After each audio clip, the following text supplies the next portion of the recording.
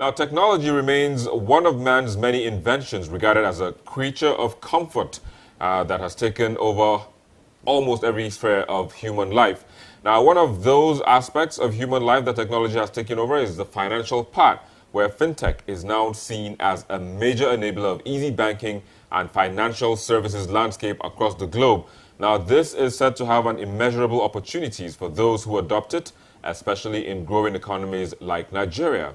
And we are now joined by the Sub-Sahara Africa Director of Enterprise Ireland, Fred Klinkenberg, to discuss ways Ireland can collaborate with Nigeria to improve the fintech revolution in Nigeria. Thank you for joining us on the program. Thank you very much. I'm delighted to be here. Now, what's driving the Irish and also the global fintech innovation spurt, and who's worth watching in this ever increasingly and busy space? The fintech technology in Ireland is part of our overall economic strategy to develop the ICT digital technology space. We want to develop Ireland as a centre of excellence, a world-leading centre, and we do that following a particular economic strategy. The strategy is really based on attracting foreign capital to Ireland, and we're very successful in that, particularly in relation to the American multinationals who have used Ireland and are using Ireland as their base for Europe and the CEMEA, as well as developing our own indigenous base. It's really important, as it will be important and is important for Nigeria to also develop its local indigenous SME base. We actually see in Ireland today in the digital technology space that employment from the multinationals that are focusing on Ireland and are based in Ireland is actually surpassed now by the employment growth in the SME sector. So it's really important. We're here in Nigeria because we recognize that it's a really key market for us in Africa. We want to develop partnerships between our capability and local capability here in Nigeria, through which, if you like, we can create win-win positions for both. So how can Nigeria benefit from the expertise of players in the Irish fintech sector?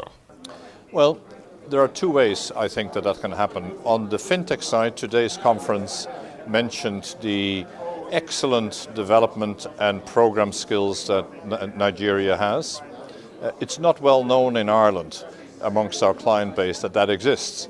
We go to India, we go to China, but we don't go to Nigeria. And I think through increased awareness, we can actually create jobs in Nigeria by using Nigeria as a development platform for our companies, as well as through partnerships with then Nigerian companies work through the technology base we have developed jointly into an African platform. In all of this, how secure are the platforms these solutions will run on, putting in mind the fact that privacy, security, as well as GDPR issues are out there to be taken care of? I think foreign investment is mobile, so therefore it goes where it finds sometimes the lowest denominator. What you need to do as a country that wants to attract direct foreign investment is that you need to continue to add values to the proposition that you offer. We in Ireland, we said originally, because we wanted to absorb all the high levels of unemployment we had in the 60s and the 70s, in Ireland we said, come to Ireland and set up a manufacturing base. And people did that, companies did that. And I'll give you one example. Apple computers came to Ireland in 1972, and it employed in Cork about 1,000 people, primarily women, and it was a low-cost production house. Today, Apple is still in Ireland, still in Cork, and where it now employs about 6,000 people, and is one of the main offshore platform in terms of software development that Apple has. Well, we have to say thank you for your time and can't wait for the collaborations to kick in.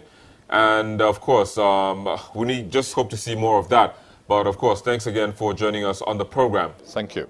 Now we'll take a break, and when we return, we'll bring you a chat I had earlier with the Ambassador of the Republic of Ireland during the National Fintech Week celebration right here in Lagos. Please stay with us.